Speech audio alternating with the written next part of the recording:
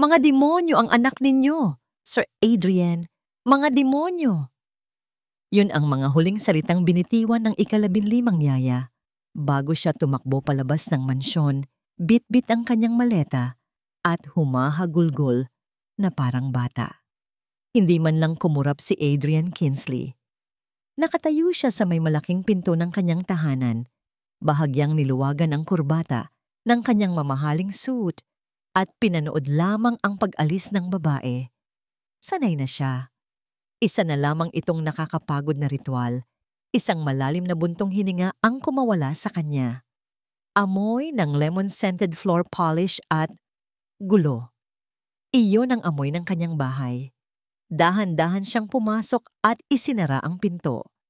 Ang katahimikan na sumalubong sa kanya ay mas nakakabingi kaysa sa sigaw ng yaya kanina. Ito ang katahimikan na puno ng tensyon, isang katahimikan na nagbabadya ng panibagong unos. Tumingin siya sa kanyang gintong relo.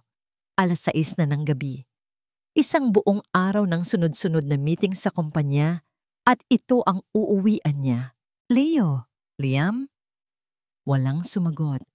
Ngunit alam niyang nandoon lang sila. Nagmamasid, naghihintay. Naglakad siya papunta sa malawak na sala. At doon, nakita niya sila. Ang kambal niyang anak. Parehong 8 taong gulang. Parehong nakasuot ng magkatulad na asul na t-shirt at maong.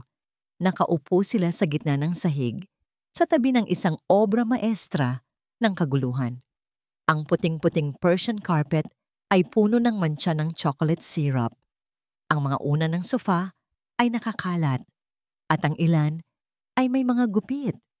Sa gitna ng lahat, isang mamahaling vase na minana pa niya sa kanyang ina, ang basag at pinaglaruan na parang isang puzzle. Hindi pa rin nagsasalita ang kambal. Si Leo, ang panganay ng ilang minuto, ay nakatingin sa kanya ng diretso. Ang mga mata nito ay walang emosyon, puno ng isang hamon na hindi kayang bigkasin ng mga salita. Si Liam naman, ang bunso, ay nakayuko at pinaglalaruan ng isang piraso ng basag na florera. Hindi galit ang naramdaman ni Adrian. Pagod. Isang pagod na umaabot hanggang sa kaibuturan ng kanyang kaluluwa. Sino ang nagsimula? Tanong niya. Ang boses ay kasing lamig ng marmol na sahig. Nagkibit balikat lang si Leo. Si Liam ay hindi gumalaw. Napapikit si Adrian. Pinisil niya ang pagitan ng kanyang mga mata. Hindi ito ang tinatanong ko. Ang tinatanong ko ay kung sino sa inyo ang maglilinis nito. Katahimikan. Ito na naman sila. Ang laro ng katahimikan. Ang sandata ng kanyang mga anak. Alam nila na ito ang pinakaayaw niya. Mas gugustuhin pa niyang magsisigaw sila, magdabog. Ngunit ang katahimikan na ito ang parusa. Okay, sabi ni Adrian. Sumusuko na naman. Walang hapunan hanggat hindi malinis ang lahat ng ito. Tumayo siya at tinalikuran sila. Hindi na hinintay ang kanilang reaksyon. Alam niyang wala siyang makukuha. Dumiretso siya sa kanyang home office, ang kanyang santuaryo. Ang tanging lugar sa bahay na ito kung saan mayroon siyang kontrol. Naupo siya sa kanyang malaking leather na upuan at tiningnan ang listahan sa kanyang computer. Isang listahan mula sa isang high-end na ahensya para sa mga yaya. 15 pangalan. Lahat ay may pulang marka na sa tabi. Lahat ay sumuko. Mga professional, may degree sa child psychology, may mga taon ng karanasan. Lahat sila natalo ng 2 batang 8 taong gulang na pabuntong hininga ulit siya. May isang pangalan sa ibaba ng listahan, hindi galing sa ahensya. Ibinigay ito ng kanyang sekretarya. Isang aplikante para sa posisyon na katulong, hindi yaya, Meray. Iyon lang ang nakasulat. Walang apelyido, walang litrato. Sa desperasyon, pinindot niya ang intercom. Manang Flora, papasukin mo na ang huling aplikante. Ilang sandali pa, isang katok ang narinig niya sa pinto. Hindi ito malakas na katok. Mahina, nag-aalangan. Pasok.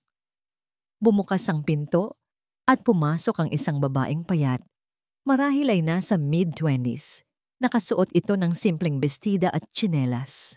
Ang kanyang buhok ay nakatali sa isang simpleng ponytail. Sa kanyang mga kamay, hawak niya ang isang lumang folder na para bang ito ang pinakamahalagang bagay sa mundo. Napayuko ito nang makita siya. "Good evening po, sir." Hindi nagsalita si Adrian.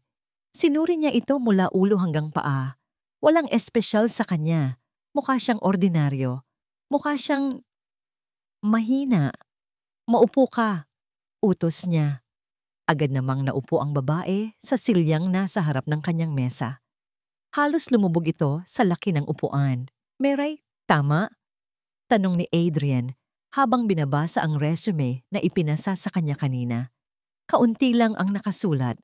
Mga dati niyang trabaho bilang kasambahay sa probinsya. Walang karanasan sa mga bata. "Opo, sir. Meray po." Mahina ang boses niya. "Alam mo ba ang pinasok mo? Naghahanap po kayo ng katulong, sir, para maglinis po ng bahay." Katulong? Pag-uulit ni Adrian, may bahid ng panunuya sa kanyang boses. "Ang kailangan ko ay isang milagro, hindi isang katulong." Hindi umimik si Meray, ngunit nakita ni Adrian ang bahagyang paghigpit ng hawak nito sa folder. 15 yaya na ang umalis dito, sabi ni Adrian, diretsong nakatingin sa mga mata ng babae. Mga professional, mga eksperto, lahat sila sumuko sa 2 anak ko. Anong maibibigay mo na hindi nila naibigay? Yumuko si Meray. "Hindi po ako yaya, sir. Magaling po akong maglinis. Masipag po ako. Kailangan ko po ng trabaho para sa pamilya ko sa probinsya." Isang sagot na simple at totoo. Walang pagyayabang. Walang mga pangakong hindi kayang tuparin. Sa sobrang pagod ni Adrian, ang katapatan na yon ay parang sariwang hangin. Tiningnan niya ulit ang babae. Sa ilalim ng simpleng anyo, may nakita siyang kakaiba sa mga mata nito. Hindi takot, kundi isang uri ng kalmadong pag-unawa. Isang ideya ang pumasok sa isip ni Adrian. Isang desperadong ideya. Sinubukan na niya ang mga eksperto. Baka oras na para subukan ang kabaligtaran. "Sige," sabi ni Adrian, na ikinagulat maging ng sarili niya. "Tinanggap ka na. Hindi bilang yaya, bilang tagalinis. Linisin mo ang bahay na ito. Linisin mo ang gulo. At kung kaya mo, subukan mong pakainin ang mga anak ko. Mag-umpisa ka na ngayon." Nakita niya ang pagkagulat sa mukha ni Meray na agad na palitan ng pasasalamat. "Salamat po, sir. Maraming salamat po." "Huwag ka munang magpasalamat," malamig na sabi ni Adrian. "Bumalik ka dito bukas. Pag-usapan natin ang sahod mo kung mananatili ka pa." Tumango si Meray, tumayo, at dahan-dahang lumabas ng opisina.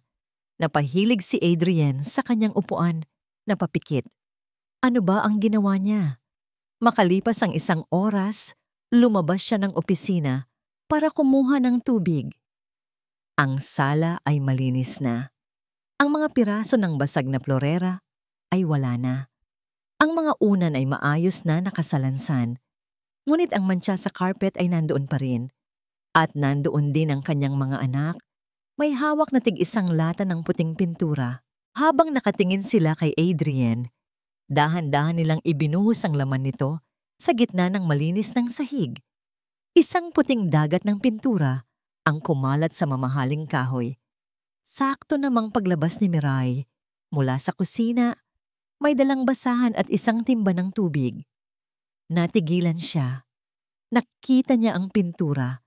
Nakita niya ang 2 bata na nakatingin sa kanya. Naghihintay ng kanyang reaksyon.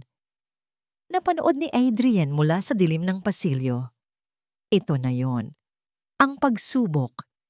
Hihintayin niyang sumigaw ang babae. Magagalit. O baka umiyak at tumakbo na rin palabas. Ngunit hindi. Huminga lang ng malalim si Meray. Ibinaba niya ang timba. Tiningnan niya ang pintura. Tapos ay ang 2 bata. Walang galit sa kanyang mukha. Isang bakas ng lungkot Dahan-dahan siyang naupo sa sahig, hindi alintana, na madudumihan ng kanyang bestida. Tiningnan niya ang kambal sa kanilang mga mata. Gusto niyo bang tulungan akong linisin to? Mahinahon niyang tanong. Siguradong mas masaya kung magtutulungan tayo. Nagising si Mirai bago pa man sumikat ang araw. Ang katahimikan sa loob ng mansyon ay malalim.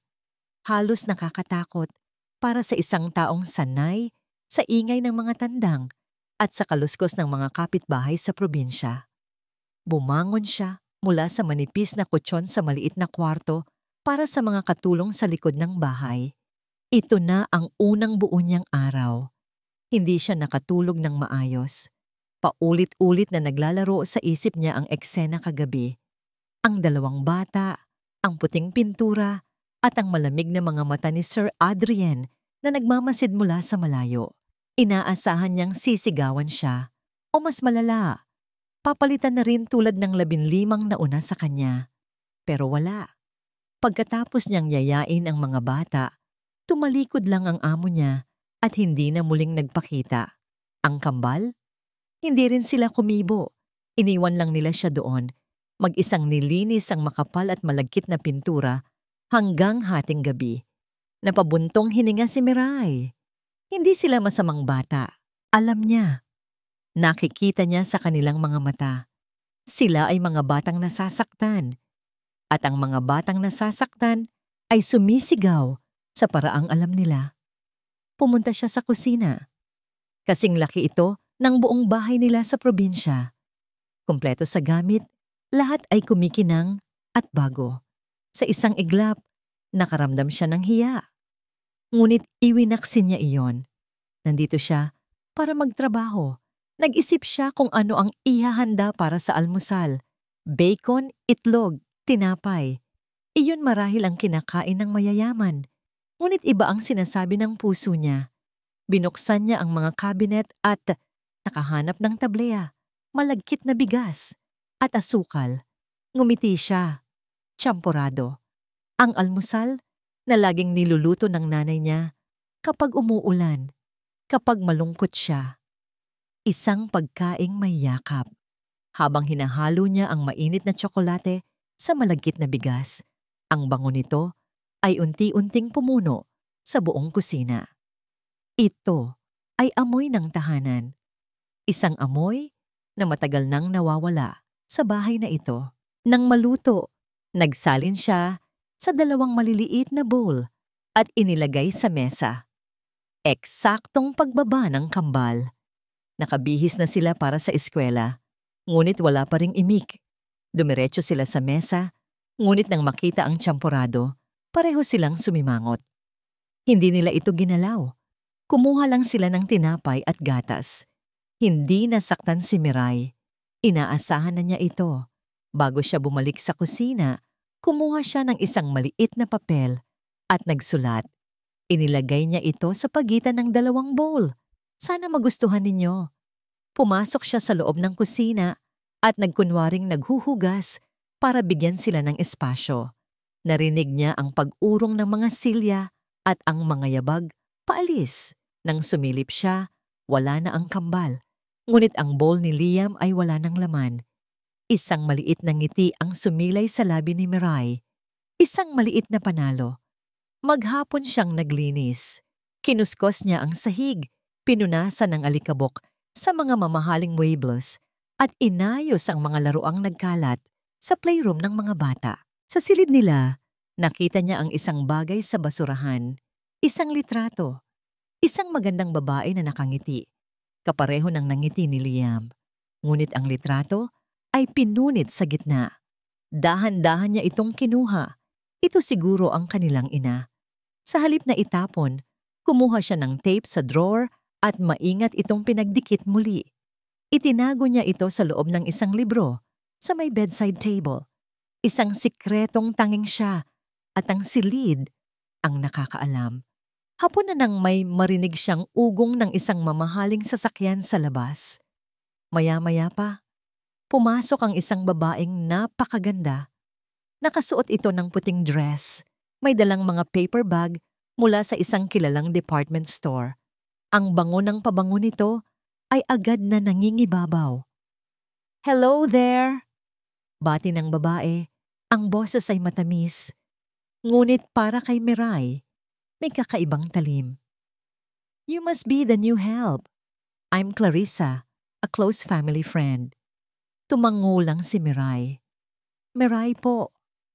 "Miray." Pag-uulit ni Clarissa.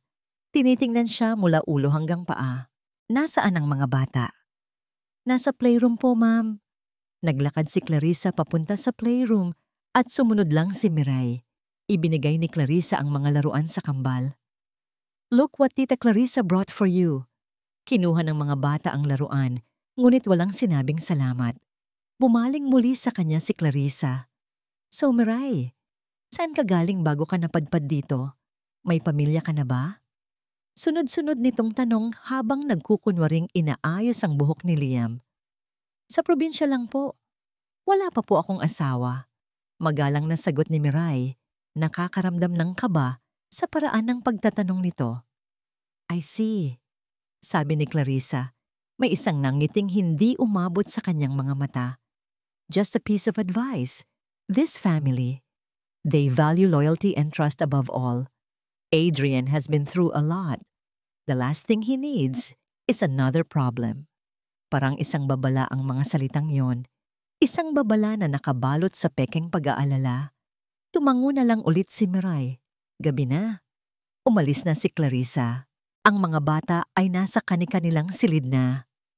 Si Sir Adrian ay hindi pa umuwi. Nasa kusina si Miray. Tinatapos ang mga huling hugasin. Pagod na pagod siya. Ang laki ng bahay at ang bigat ng kalungkutan dito ay parang unti-unting umuubos sa kanyang lakas. Habang nagpupunas ng mga plato, hindi niya namalayang humuhuni na pala siya.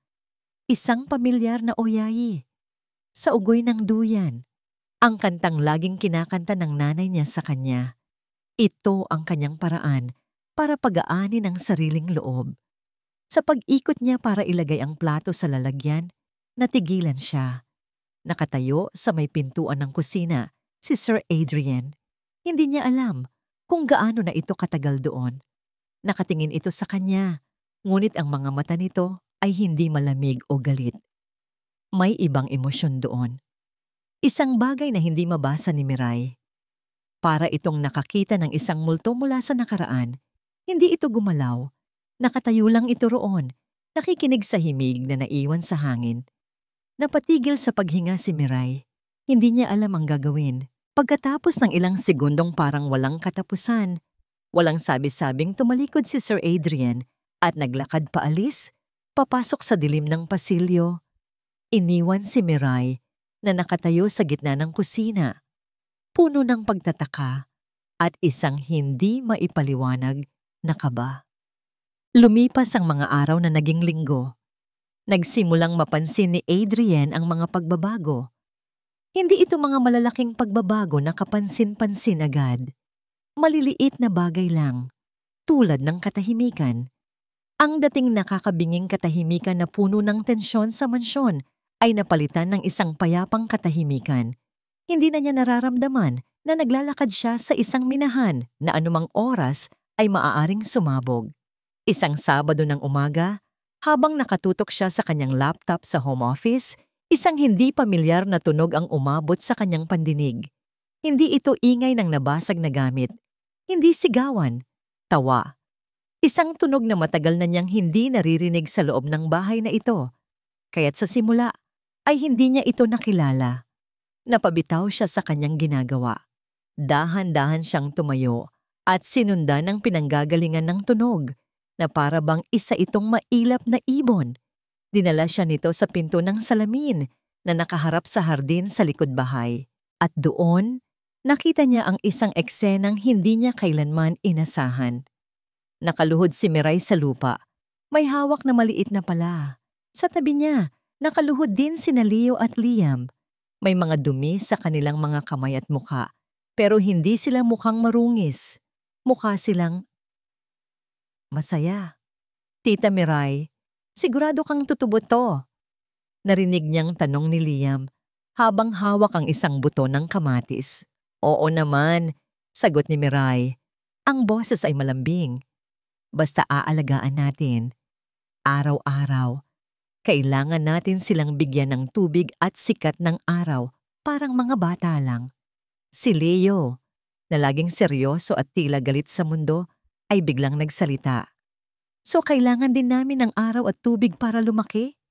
Isang malambing na tawa ang kumawala kay Miray. Oo naman. At kailangan nyo rin ng maraming pagmamahal. At doon, tumawa si Leo. Hindi isang pilit na tawa, isang tunay, malutong na tawa na nagmula sa kanyang dibdib. Sumunod na rin si Liam. Natigilan si Adrian. Ang tunog ng tawanan ng kanyang mga anak ay parang musika sa kanyang pandinig. Isang musikang matagal nang nawala. Nakatitig lang siya sa eksena sa hardin. Kay Miray, na hindi inuutusan ng mga bata, kundi isinasama sila sa kanyang mundo. Sa mga anak niya, na sa unang pagkakataon sa loob ng maraming taon, ay nagiging mga bata ulit. Kinagabihan, naabutan niya si Miray sa kusina, nagtitimpla ng gatas para sa kambal. Mukhang napagod sila sa paghahardin kanina, sabi ni Adrian. Sinisikap na maging kaswal ang kanyang boses.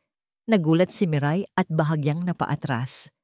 Ay sir, opo, pero masaya naman po sila. Napansin ko nga, sabi ni Adrian, sumandal sa may pinto. Ito ang unang pagkakataon na kinakausap niya ito hindi tungkol sa trabaho. Salamat! Yumuko si Miray. Trabaho ko po yon, sir. Hindi. Pagtatama ni Adrian at nagulat siya sa sarili niyang mga salita. Ang trabaho mo ay maglinis ng bahay. Ang ginagawa mo, iba yon. Nag-angat ng tingin si Miray. May pagtataka sa kanyang mga mata. At sa ilalim ng ilaw sa kusina, nakita ni Adrian ang sinseridad sa mga iyon. Walang pagkukunwari. Walang hidden agenda. Isang ngiti ang unti-unting sumilay sa labi ni Adrian. Isang totoong ngiti. Nararamdaman niya ang kakaibang kagaanan sa kanyang dibdib. Ngunit ang panandaliang kapayapaan ay biglang nasira kinabukasan. Isang itim na Mercedes-Benz ang pumarada sa harap ng mansyon. Bumaba mula rito ang kanyang ina, si Doña Elvira Kinsley, isang babaeng balot sa alahas at may tindig na kasing tigas ng bakal. Pumasok ito sa bahay na parang nag-isig inspeksyon. Sinalubong siya ni Miray. Magandang hapon po. Bati ni Miray, magalang na yumuko. Tiningnan lang siya ni Doña Elvira mula ulo hanggang paa na para bang isa siyang dumi sa kanyang mamahaling sapatos. Hindi ito sumagot. Dumiretso ito sa sala kung saan nagbabasa si Adrian. Adrian, anak, sabi nito. Ang boses ay matigas. Sino ang babaeng yun? Siya na ba ang bago? Mukha namang hindi marunong magsuot ng maayos na damit. Napabuntong hininga si Adrian. Ma, she's the new help. Si Miray. Help? Tumaas ang kilay ng ina. Adrian, hindi mo pwedeng ipagkatiwala ang mga apo ko sa kung sino-sino lang. Saan mo naman napulot yan? Sakto namang lumabas si Miray mula sa kusina. May dalang isang baso ng tubig para sa Donya. Narinig niya ang lahat. Nakita ni Adrian ang sakit na dumaan sa mga mata nito, ngunit mabilis din itong nawala, napalitan ng isang blankong ekspresyon. Ma, mariing sabi ni Adrian tumatayo. She's doing a better job than all the 15 professionals who came before her. Trabaho lang ang kaya niyang gawin, Adrian. Hindi siya kauri natin. Tandaan mo yan. Naramdaman ni Adrian ang pag-init ng kanyang ulo. Sa unang pagkakataon, naramdaman niyang kailangan niyang ipagtanggol ang babae. Hindi dahil empleyado niya ito, kundi dahil mali ang ginagawa ng kanyang ina. Her name is Miray, ma. Sabi niya, ang boses ay kalmado ngunit may diin. And she stays. Natigilan si Doña Elvira. Bihira siyang sagutin ni Adrian. Isang matalim na tingin ang ipinukol niya sa anak. Bago tumayo at nagmarcha palabas ng bahay, Hindi man lang ginalaw ang tubig na inihain. Nang mawala na ang sasakyan ng ina, isang mabigat na katahimikan ang naiwan. Nakatayo pa rin si Miray sa gilid. Nakayuko, hawak ang tray. Gabi na. Hindi mapakali si Adrian. Alam niyang nasaktan si Miray sa mga sinabi ng kanyang ina. Lumabas siya sa kanyang silid para magpahangin sa malaking balcony. At doon, sa isang madilim na sulok, nakita niya si Miray. Nakatalikod ito sa kanya, nakatingin sa mga ilaw ng syudad sa malayo. Ang kanyang mga balikat ay bahagyang nanginginig. Umiiyak siya. Tahimik. Walang tunog. Isang malakas na pagnanais na lapitan ito at sabihing patawad ang naramdaman ni Adrian. Gusto niyang sabihin na hindi totoo ang mga narinig nito. Ngunit ang kanyang mga paa ay tila nakapako sa kinatatayuan. Ang dating Adrian, ang CEO na laging may kontrol, ang lalaking isinara ang puso sa loob ng maraming taon, ay nagpigil sa kanya. Isang hakbang, iyon lang ang kailangan. Isang hakbang para damayan ito. Ngunit nanatili siyang nakatayo roon, sa dilim, pinapanood ang tahimik na pagluha ni Miray, habang isang digmaan ang nangyayari sa loob ng kanyang sariling dibdib. Ang mga salita ni Doña Elvira ay parang mga tinik na bumaon sa puso ni Miray at nanatili doon. Hindi siya kauri natin. Sa mga sumunod na araw, mas lalo pang naging maingat si Miray sa kanyang mga kilos. Ginigising niya ang sarili na kailangan niyang pagbutihin ang kanyang trabaho. Ang paglilinis, pagluluto, pag-aalaga sa hardin, ito ang mga bagay na alam niya. Ito ang kanyang mundo. Dito, pantay-pantay ang lahat sa harap ng sabon at tubig. Ngunit sa tuwing makakasalubong niya si Sir Adrian, isang pader ang agad na itinatayo niya sa kanyang paligid. Ang mga ngiti nito, ang mga simpleng salamat, ay tinutugunan niya ng mabilis na tango at pagyuko. Umiiwas siya sa mga mata nito, natatakot na baka makita nito ang hindi dapat makita. Na siya ay isang hamak na probinsyana na nangahas pumasok sa kanilang gintong mundo. Isang hapon, habang nagdidilig siya ng mga bagong tanim na kamatis kasama ang kambal, muling dumating si Clarissa. Dala na naman nito ang matamis niyang ngiti at mga mamahaling regalo. Wow! You're really turning this jungle into a garden, Miray! Puri nito, ngunit ang mga mata ay tila sinusuri ang bawat galaw niya. The kids seem to like you a lot. Mabait po sila. Simpleng sagot ni Miray. Pinalapit ni Clarissa ang kambal. Darlings, Tita Clarissa has to go to the mall. Do you want anything? A new toy? Ice cream? Umiling lang ang dalawa.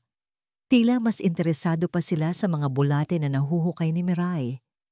Isang bahagyang inis ang gumuhit sa mukha ni Clarissa bago ito muling ngumiti. Okay then. Miray, can I have a word with you for a second? Iniwan nila ang mga bata sa hardin. Naglakad sila papasok sa malamig at tahimik na sala. You're doing a great job, really. Panimula ni Clarissa. Pero alam mo, this family is very private. Napaka-importante sa kanila ang pangalan at reputasyon. Tumango si Miray. Hindi alam kung saan patungo ang usapan. Adrian, he's a very kind man. Patuloy ni Clarissa, pinupulot ang isang pamilyar na picture frame sa ibabaw ng piano. Ito ang litrato ng yumaong asawa ni Adrian. But he can't afford any more trouble, any more scandal, lalo na kung galing sa mga taong pinagkakatiwalaan niya. Humigpit ang hawak ni Miray sa laylayan ng kanyang duster. I'm just telling you this as a friend, sabi ni Clarissa, ang boses ay tila pulot. Dahil ayokong mangyari sa'yo ang nangyari sa dati mong pinagtrabahuan. Ang mga Roxas, di ba? I heard what happened. Nakakahiya yon. Sa pagbanggit ng pangalang Roxas, nanlamig ang buong katawan ni Miray. Parang may isang malamig na kamay na biglang sumakal sa kanya. Ang hangin ay biglang naging mabigat. Paano niya nalaman? Napatingin siya kay Clarissa. Ang ngiti sa mga labi nito ay naroon pa rin. Ngunit ang mga mata nito ngayon ay puno ng tagumpay. Ang mga Kinsley, dagdag pa ni Clarissa, ibinabalik ang picture frame sa tamang lugar. Isang maliit na dumi lang, mahirap nang linisin. So, just be careful, okay? Tumalikod na ito at naglakad palabas. Iniwan si Mirai na nakatayo sa gitna ng sala, nanginginig. Biglang bumalik ang lahat. Ang umiiyak na mukha ng dalagitang anak ng mga Roxas, itinuturo siya. Siya po, Mami. Nakita ko po siyang kinuha ang kwintas ko. Ang galit na sigaw ni Gangar Roxas. Magnanakaw, lumayas ka sa bahay ko. Ang kahihiyan, habang kinakapkapan ng mga gwardya ang kanyang mga gamit sa harap ng ibang mga katulong. Wala silang nakita, pero ang hatol ay naibigay na. Pinalaya siyang parang aso, dala ang isang mantsa na kahit anong kuskus niya ay hindi na matanggal. Napaupo si Mirai sa sahig. Ang mga tuhod ay biglang nanghina. Ang sikretong pilit niyang ibinabaon sa limuot ay hinukay at inilapag sa kanyang harapan. Ng mga sumunod na sandali, habang papadilim na, narinig niya ang boses ni Clarissa mula sa playroom kung saan ito pinuntahan ang mga bata. Sumilip siya mula sa siwang ng pinto. Nakaupo si Clarissa sa pagitan ng kambal. Hawak ang isang photo album. "Look, this is your mommy Isabel," malambing na sabi ni Clarissa. "She was so beautiful, di ba? Parang isang anghel. No one can ever replace her, right? Tita Mary is nice, but she's just the help. Your mommy is your mommy." Narinig niya ang pagsang-ayon ni Liam. Parang isang punyal na itinarak sa puso ni Mirai ang kanyang narinig. Ginagamit ni Clarissa ang alaala ng kanilang ina para ilayo sa kanya ang mga bata. Mula noon, mas lalo siyang naging ilag, lalo na kay Sir Adrian. Sa tuwing sinusubukan nitong kausapin siya, naghahanap siya ng dahilan para makaalis. Naghuhugas siya ng pinggan, nagpupunas ng bintana. Anumang trabaho para lang maiwasan ang mga mata nito. Natatakot siya. Natatakot siyang kapag nalaman ni Sir Adrian ang nakaraan niya, itataboy din siya. Nakatitig si Adrian sa screen ng kanyang laptop. Ngunit hindi niya talaga binabasa ang mga numero sa financial report. Ang isip niya ay lumilipad sa ibang lugar.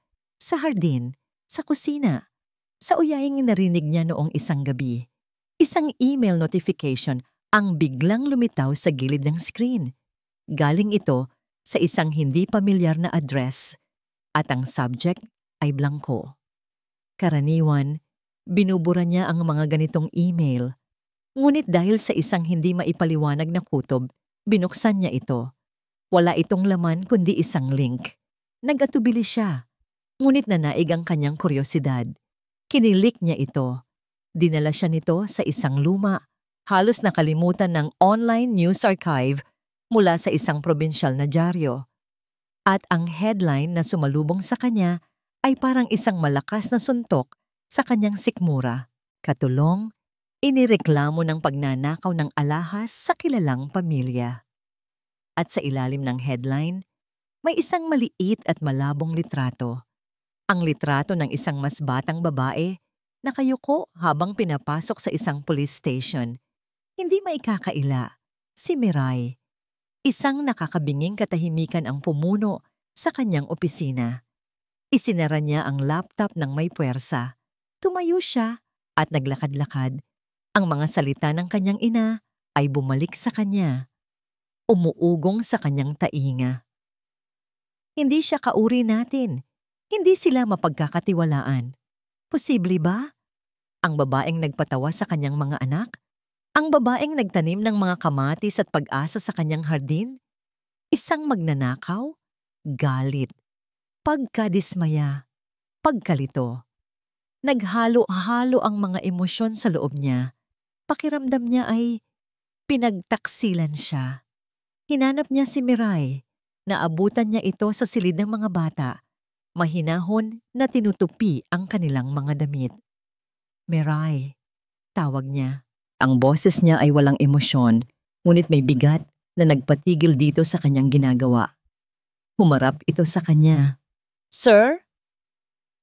Hindi siya nagsalita agad. Ipinakita niya rito ang screen ng kanyang cellphone kung saan naroon pa rin ang article. Ano to? Ang kanyang mukha ay biglang namutla na parang isang puting papel. Ang mga mata niya, na laging kalmado, ay biglang napuno ng gulat at sakit. Nakita ni Adrian kung paano ito napahawak sa mesa para suportahan ang sarili. "Ipaliwanag mo." Utos ni Adrian, ang boses ay kasing talim ng kutsilyo. Yumuko si Miray. Ang mga luha ay nagsimulang mamuo sa gilid ng kanyang mga mata. "Sir." Nanginginig ang boses niya. "Nangyari po yan. Pero sa ngalan po ng Diyos, hindi ko po yun ginawa. Pinaratangan lang po ako."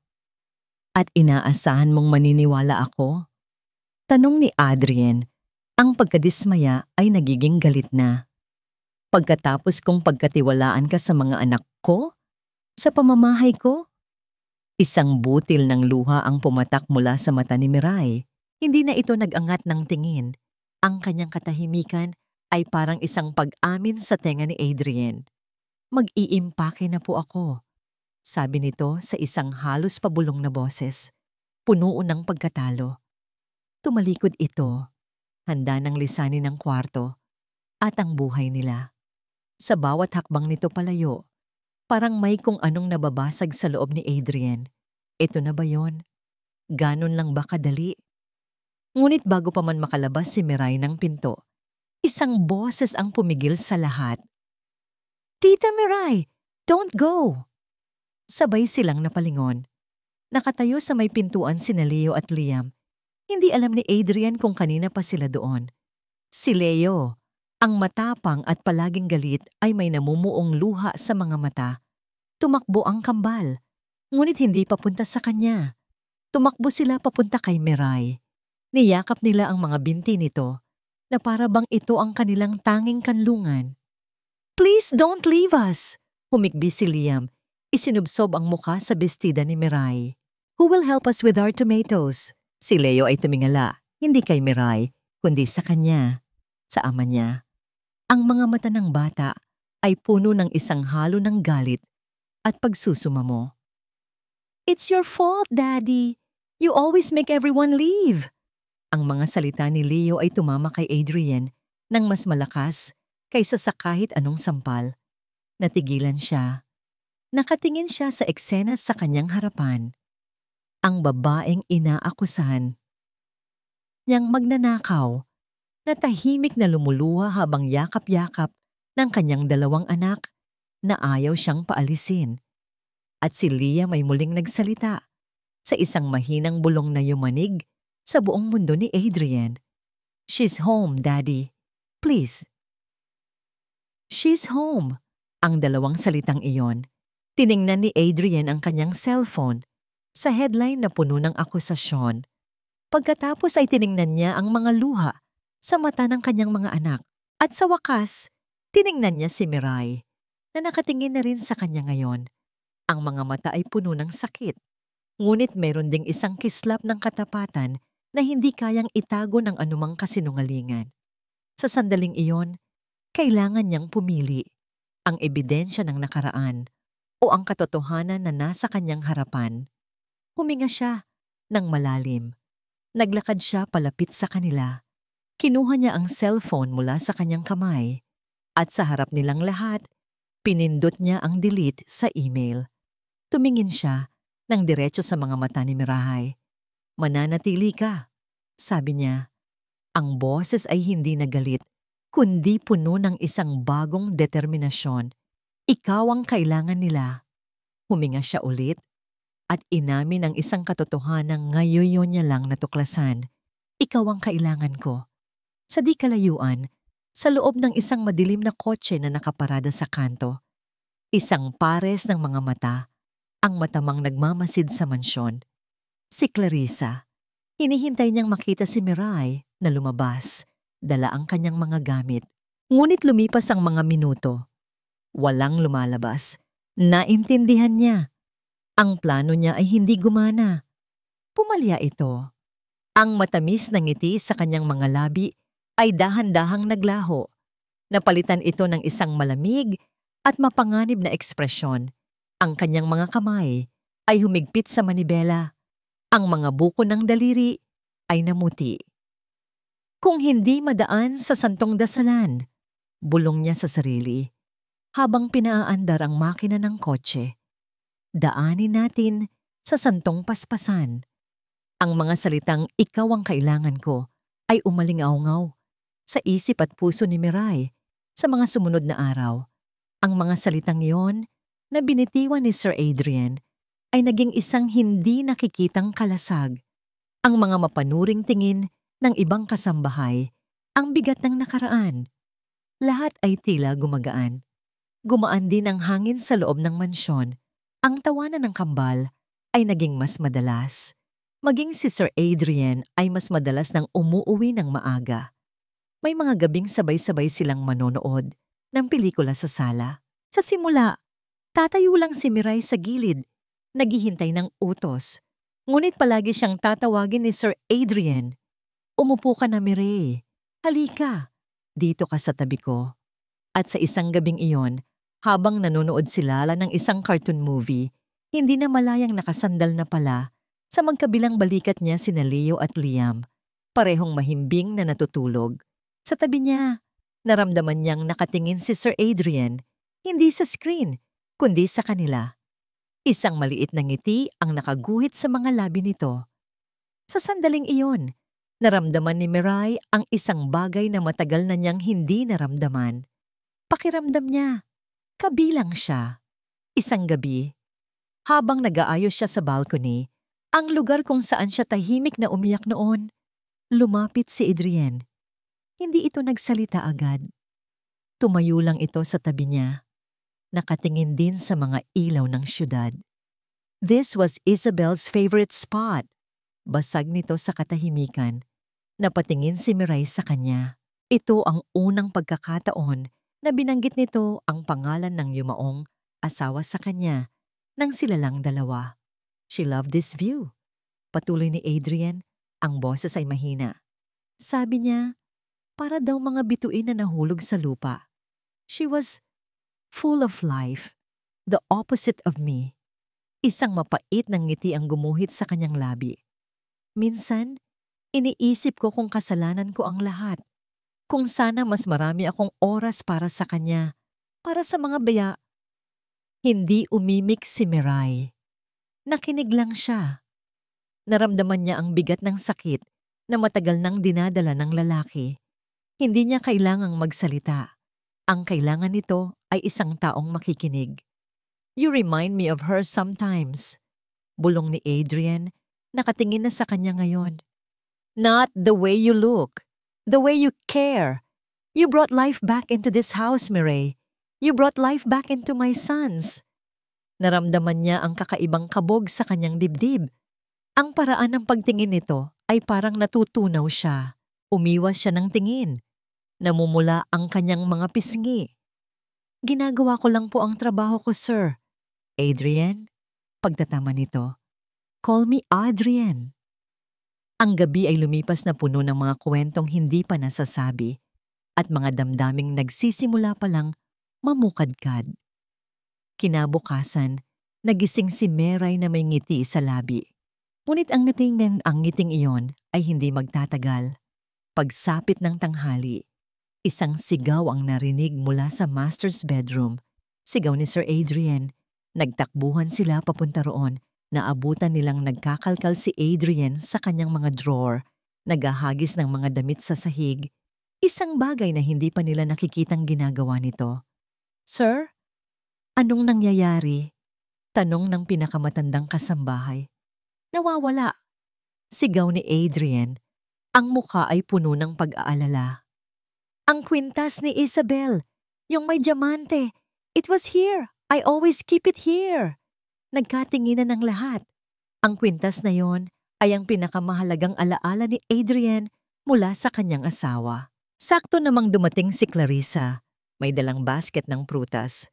Adrian, what's going on? I heard you shouting from downstairs. Clarissa, the necklace! It's gone!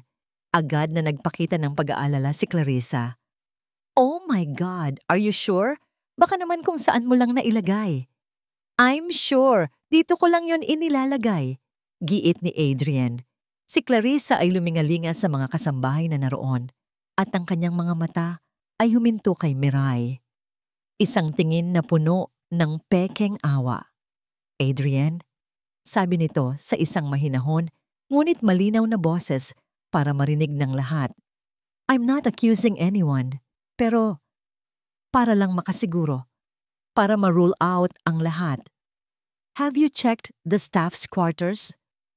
Parang isang bombang sumabog ang mga salitang iyon. Lahat ng mga mata ay napunta kay Miray. Ang init ng dugo ay biglang umakyat sa kanyang mukha. Hindi ko po kinuha iyon.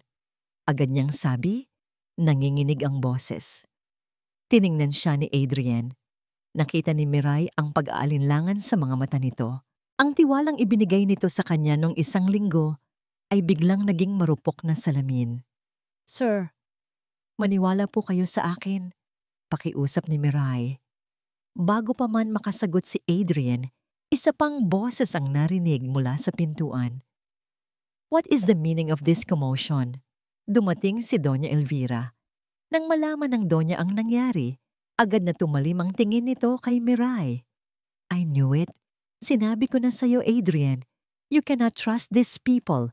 I-check niyo ang gamit ng babaeng yan. Ngayon din. Wait. Pagawat ni Adrian, halatang naguguluhan. Anong weto? Sigaw ni Doña Elvira. Gawin mo. Sa ilalim ng presyon mula sa kanyang ina at sa mapanuring tingin ni Clarissa, walang nagawa si Adrian. Tumingin siya kay Miray. Ang mga mata ay puno ng pagsisisi. Miray, I'm sorry. Sinamahan nila si Miray papunta sa kanyang maliit na silid. Ang puso niya ay dumadagundong sa kanyang dibdib. Pakiramdam niya ay inuulit na naman ang bangungot ng nakaraan. Binuksan ni Adrian ang kanyang maliit na aparador. Sa ibabaw ng kanyang mga damit na maayos na nakatupi, kumikinang sa ilalim ng liwanag ng bumbilya. Naroon ang isang pamilyar na kwintas na may diamante. Isang kolektibong paghinga ng pagkagulat ang narinig sa silid. Natulala si Miray. Hindi maari. Nag-angat siya ng tingin kay Adrian. Ang nakita niya sa mga mata nito ay isang bagay na mas masakit pa sa anumang sampal o sigaw. Pagkadismaya. Ang tiwalang pinaghirapan niyang buuin ay gumuho at naging abo sa isang iglap. Ang kumikinang na kwintas sa ibabaw ng mga damit ni Miray ay parang isang apoy na unti-unting tumutupok sa lahat ng tiwalang sinimulang buuin ni Adrian. Nanlamig ang kanyang mga kamay. Tumingin siya kay Miray, naghahanap ng kahit anong paliwanag, kahit isang salita lang ng pagtanggi. Ngunit ang nakita niya ay isang mukhang basag. Ang mga mata nito ay hindi na nakatingin sa kanya, kundi sa isang malayong lugar na tanging ito lang ang nakakaalam. Walang luha, walang hikbi, isang blangkong pagkawasak. Para bang ang eksenang ito ay isang bangungot na naranasan na nito noon at ang paglaban ay wala ng silbi. Ang katahimikan na yon, ang kawalan ng pagtatanggol sa sarili, ang siyang pumatay sa natitirang pag-asa sa puso ni Adrian. Sinabi ko na sa'yo, Adrian. Ang matagumpay na boses ni Doña Elvira ang bumasag sa katahimikan. Hindi sila mapagkakatiwalaan. Isang ahas na pinapasok mo sa sarili mong pamamahay. Nakakalungkot isipin, dagdag ni Clarissa. Ang boses ay puno ng pekeng awa habang hinahaplos ang braso ni Adrian. I trusted her with the kids too. Tumingin si Adrian sa kanyang mga anak. Si Leo ay nakatingin ng masama, hindi kay Miray, kundi sa kanilang lahat. Ngunit si Liam, na naimpluwensyahan ng mga salita ni Clarissa noon, ay nakatingin kay Miray nang may halong takot at pag-aakusa. Ang tingin na yon mula kay Liam, ang tila huling sumaksak sa puso ni Miray. Sa wakas, nag-angat ito ng tingin. diretso sa mga mata ni Adrian. At sa mga matang yon, nakita ni Adrian ang lahat. Hindi galit, hindi pagsusumamo, isang malalim, hindi masabing pagkadismaya, isang tahimik na tanong. Ikaw? Pati ba ikaw? Hindi naniwala sa akin? Ano ang gagawin niya? Ang ebidensya ay nasa harap niya. Ang ina niya ay sumisigaw. Si Clarissa ay bumubulong ng lason sa kanyang tenga. Ang buong mundo ay nagsasabing nagkamali siya ng pagtitiwala.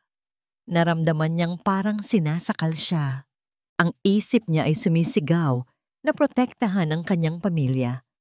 Ang puso niya ay nagdudugo para sa babaeng nagbalik ng ngiti sa kanilang tahanan. Sa huli, ang takot ang nanalo. Miray! Nagsimula siya. Ang boses ay garalgal at halos hindi niya makilala. Umalis ka na muna. Umalis ka na muna. Hindi umalis ka na. Isang maliit at duwag na salita. Isang desperadong pagtatangka na pag-aanin ang bigat ng kanyang desisyon. Ngunit ang kahulugan ay pareho lang. Isang tango. Iyon lang ang isinagot ni Miray. Isang mabagal, halos hindi mahahalata na tango. Tumalikod ito. Hindi ito nag-abala na kumuha ng kahit anong gamit. Naglakad ito palabas ng silid at sa bawat hakbang nito, parang may liwanag na unti-unting namamatay sa loob ng mansyon. Dinaanan niya ang kambal. Huminto siya sa harap ni Leo at sa isang iglap, nakita ni Adrian ang isang butil ng luha na pumatak mula sa mata ni Miray. Ngunit mabilis niya itong pinunasan at nagpatuloy sa paglakad. Walang lingon-likod. Naglakad ito palabas ng pinto at isinara ang lahat sa kanyang pag-alis. Ang katahimikan na naiwan ay mas mabigat, mas malamig. Agad na bumalik ang dating anyo ng mansyon. Isang malaking, magarang, ngunit walang kaluluwang kahon. Finally! Sabi ni Doña Elvira. Problem solved. Ngunit hindi. Dahil isang sigaw ang pumunit sa katahimikan. You let her go. Lahat sila ay napalingon kay Leo. Ang bata ay nanginginig sa galit. Ang mga maliliit na kamao ay nakakuyom. Nakaturo ito sa kanya, sa kanyang ama. You let her go. You always let everyone go. Ang mga salita ay tumama kay Adrian na parang kidlat. You always let everyone go. Parang sinabi na rin ni Leo ang pangalan ng kanyang ina. Naramdaman ni Adrian ang pagguho ng kanyang mga tuhod. Napasandal siya sa pader. Tama ang anak niya. Hinayaan niyang umalis si Isabel noon para sa isang business trip na hindi na nito nabalikan. At ngayon, hinayaan niyang umalis si Miray. Ang natitirang gabi ay lumipas na parang isang panaginip. Isang masamang panaginip. Ang kanyang ina at si Clarissa ay nanatili pa. Nagsasabi ng mga salitang hindi na niya maintindihan. Ang mga bata ay nagkulong sa kanilang silid at hindi na lumabas. Nang sa wakas ay mag-isa na lang siya sa nakakabinging katahimikan ng kanyang tahanan. Pumasok siya sa silid ng kambal. Mahimbing na silang natutulog, ngunit kahit sa pagtulog, bakas sa kanilang mga mukha ang lungkot. Sa tabi ng kama ni Leo, may isang libro na nakabukas. May isang maliit na piraso ng papel na nakatupi sa loob nito na nagsisilbing bookmark. Dahil sa kuryosidad, kinuha niya ito at binuksan. Isang pamilyar na sulat kamay ang kanyang nakita. Isang maikling mensahe. Ang mensaheng iniwan ni Miray sa tabi ng tsampurado noon na itinago pala ni Leo. Kahit anong mangyari, tandaan niyo na mahalaga kayo. Habang binabasa niya ang mga simpleng salitang yon, isang bagay ang gumuho sa loob ni Adrian. Ang pader na itinayo niya sa paligid ng kanyang puso. Ang pag-aalinlangan, ang galit, lahat ay nawasak. Naiwan ng isang malinaw at nakakayanig na katotohanan. Nagkamali siya. Isang malaking, hindi mapapatawad na pagkakamali. Napasubsob siya sa sahig. Hawak ang maliit na piraso ng papel. At sa unang pagkakataon, sa loob ng maraming taon, Ang dakilang si Adrian Kinsley ay humagulgol na parang isang nawawalang bata. Magdamag na hindi natulog si Adrian. Ang pakiramdam ng pagsisisi ay parang isang laso na dahan-dahang kumakalat sa kanyang buong sistema. Hawak pa rin niya ang maliit na piraso ng papel na may sulat ni Miray. Binabasa ito ng paulit-ulit na para bang makikita niya rito ang sagot. Nang mag-umaga, hindi na siya pumasok sa opisina. Isang bagay lang ang nasa isip niya. Kailangan niyang malaman ang katotohanan. Pumunta siya sa kanyang security room, isang lugar na bihirang-bihira niyang pasukin. Hinalungkat niya ang mga recording mula sa CCTV camera kahapon. Pinanood niya ang bawat segundo, ang pagdating ng kanyang ina, ang pagdating ni Clarissa, ang kaguluhan sa kwarto. Walang kahina-hinala. Malapit na siyang sumuko nang may napansin siya. Isang maikling glitch sa recording mula sa camera sa pasilyo. Ilang oras bago matuklasan ang pagkawala ng kwintas. Isang segundo lang. Ngunit sapat na yon para magduda siya. Agad niyang tinawagan ang pinakamagaling na IT expert ng kanyang kumpanya. I need you here. Now. It's an emergency. Habang naghihintay, pumanhik siya sa taas para tingnan ang mga bata. Naabutan niya si Leo sa loob ng silid ni Miray, nakaupo sa sahig, yakap-yakap ang isang lumang tsinelas na naiwan nito. Leo, anak? Tita Clarissa is bad. Bulong ng bata. Hindi nakatingin sa kanya. What do you mean? I heard her, sabi ni Leo. Sa wakas ay tumingin sa kanya. Ang mga mata ay puno ng hinanakit. Nung isang araw, sa garden, sinabi niya kay Liam na Tita Miray wants to replace Mommy. Sinabi niya na Tita Miray is not a good person. Parang isang malamig na tubig ang ibinuhos kay Adrian. Ang mga piraso ng puzzle ay nagsimulang magkabit-kabit. Ang pagbabago sa ugali ni Liam. Ang tiyempo ng pagdating ni Clarissa. Ang pekeng pag-aalala. Sakto namang dumating ang IT expert. Sir, I'm here. Restore this, utos ni Adrian. Itinuturo ang nasirang footage. I want to see what was deleted. Makalipas ang halos isang oras ng tensyonadong paghihintay, isang malinaw na imahe ang lumabas sa screen. Ang pasilyo. Walang tao. At pagkatapos, mula sa isang sulok, lumabas si Clarissa. Maingat siyang lumingalinga. Tinitiyak na walang nakakakita. Pagkatapos ay dahan-dahan niyang binuksan ang pinto ng silid ni Miray, pumasok sa loob at muling lumabas. Makalipas ang ilang segundo. Siya ang naglagay ng kwintas doon. Isang galit na hindi pa nararamdaman ni Adrian sa buong buhay niya ang biglang umapoy sa kanyang dibdib. Isang galit na nagmula sa panloloko, sa pagtataksil, at sa katotohanang hinayaan niyang masira ang buhay ng isang inosenteng tao dahil sa sarili niyang karuwagan. Ngunit hindi pa yon ang katapusan. Dahil sa galit, isang alaala ang biglang bumalik sa kanya. Isang alaala mula sa nakaraan noong namatay si Isabel. Naalala niya kung paanong si Clarissa ang paulit-ulit na nagsasabi sa kanya na huwag nang ipaimbestiga pa ang aksidente para maiwasan ang iskandalo. Si Clarissa na laging nasa tabi niya, umaaliw sa kanya habang unti-unti siyang inilalayo sa katotohanan. Kinuha niya ang kanyang cellphone at tinawagan ang kanyang private investigator. I want you to dig up everything you can find about Clarissa Sandoval. Her financials, her phone records, everything. Especially her connection to Sandoval Corp 5 years ago. Ang Sandoval Corp, ang mortal na kaaway ng kanyang kumpanya, ang kumpanyang pinaghihinalaan niyang may kinalaman sa pagkamatay ni Isabel, hindi na niya kailangang maghintay ng matagal. Ang mga impormasyong bumalik ay mas masahol pa sa kanyang inaasahan. Mga bank transfer, mga tawag. Isang malinaw na koneksyon. Si Clarissa, ang kaibigan ng kanyang asawa, ang tita ng kanyang mga anak, ang babaeng palaging nagpapakita ng malasakit. Siya pala ang ahas.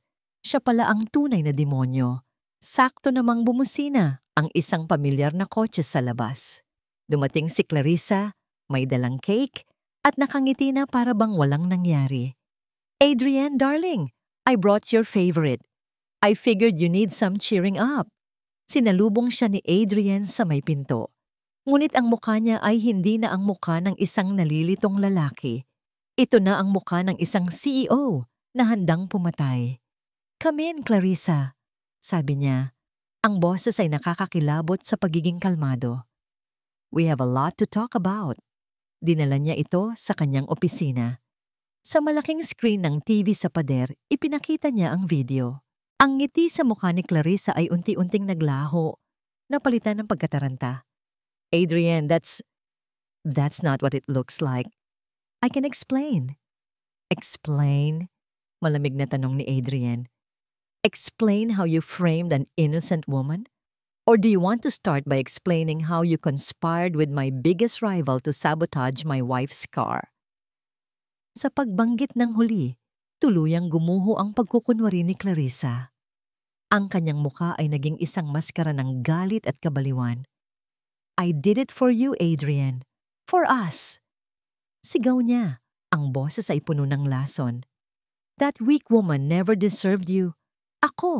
Ako dapat ang nasa pwesto niya. Mahal kita, Adrienne. Mahal na mahal kita, hindi mo ba nakikita?" "Ang nakikita ko ay isang halimaw," mariing sabi ni Adrienne. Dinukot ang kanyang telepono at pinindot ang call. "Hello, police?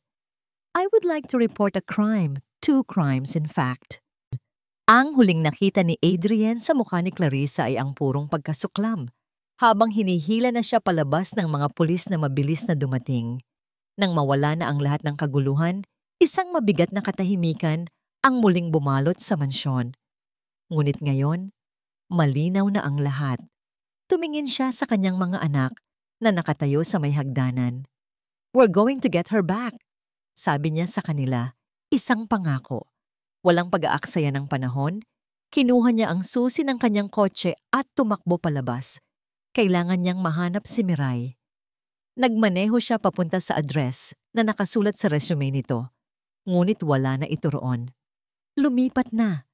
Tinanong niya ang mga kapitbahay. Si Miray? Umuwi na yata sa probinsya niya." Sabi ng isang matandang babae, probinsya. Hindi niya alam kung saan, pero hindi siya susuko. Nagmaneho siya papunta sa terminal ng bus, umaasa sa isang milagro. Nagtanong-tanong siya sa mga dispatcher, ipinakita ang litrato ni Miray sa kanyang cellphone. "Oo, boss, nakita ko siya," sabi ng isang lalaki. Kaninang madaling araw, sumakay ng bus papuntang La Union. La Union. Agad siyang sumakay sa kanyang kotse at pinaharurot ito papuntang norte. Ang puso niya ay kumakarera, kasabay ng bilis ng sasakyan. Bawat kilometrong lumilipas, iisang tanong lang ang paulit-ulit sa kanyang isip. Huli na ba ang lahat? Ang hangin sa La Union ay maalat at sariwa. Isang malaking kaibahan sa usok at bigat ng syudad. Nakaupo si Miray sa buhanginan, pinapanood ang dahan-dahang paglubog ng araw sa kakanluran. Ang bawat alon na humahampas sa dalampasigan ay tila bumubulong sa kanya. Sinusubukang hugasan ang sakit na daladala niya. Umuwi siya. Umuwi siya sa lugar kung saan simple lang ang buhay. Ngunit kahit ang pamilyar na tanawin ay hindi kayang punan ang butas na iniwan ng mansyon ng mga Kinsley sa kanyang puso. Ang tawa ng kambal, ang hardin na sinimulan niyang alagaan, ang mga mata ni Adrienne. Isang buntong hininga ang kumawala sa kanya. Siguro ito na talaga ang katapusan. Siguro ang mga taong tulad niya ay hindi talaga para sa mga lugar na tulad noon. Pangarap lang ang lahat. Bulong niya sa sarili. Hindi. Isang pamilyar na boses ang sumagot mula sa kanyang likuran. Isang boses na nagpatigil sa pagtibok ng kanyang puso. Dahan-dahan siyang lumingon, hindi makapaniwala sa kanyang nakikita. Nakatayo doon si Adrienne. Ang kanyang mamahaling suit ay lukot na. Ang kanyang buhok ay magulo dahil sa hangin. Pawis at pagod ang itsura niya, ngunit ang kanyang mga mata, ang mga mata niya ay nakatutok lamang sa kanya, puno ng isang emosyon na hindi pa niya nakikita dati. Hindi siya makapagsalita. Naglakad si Adrian palapit sa kanya at naupo sa buhanginan, hindi alintana ang mamahaling pantalon. Sa loob ng ilang sandali, pareho lang silang nakatingin sa papalubog na araw. Alam ko na ang lahat. Basag ni Adrian sa katahimikan. Ang boses ay mahina, ngunit matatag. Alam ko na ang ginawa ni Clarissa tungkol sa kwintas at tungkol kay Isabel. Nasa kulungan na siya. Tumango lang si Miray, ngunit hindi pa rin makatingin sa kanya. "Miray!" sabi ni Adrian, at sa pagkakataong ito, humarap ito sa kanya. Hinawakan ng kanyang baba para iangat ang kanyang mukha. Walang salita ang sapat para sabihing nagsisisi ako. Ang sorry ay masyadong mababaw para sa sakit na idinulot ko sa'yo. Hindi ako isang magnanakaw. Sa wakas ay sabi ni Miray, ang mga luha ay nagsisimula na namang maglandas sa kanyang mga pisngi. "Alam ko," sagot ni Adrian, "at hindi lang yon ang pagkakamali ko. Ang pinakamalaking kasalanan ko ay ang pagiging duwag. Hinayaan kong talunin ng takot at nang sasabihin ng ibang tao ang puso ko, hinayaan kong saktan ka ng sarili kong kahinaan. At yun, Miray. Yun ang hinding-hindi ko mapapatawad sa sarili ko."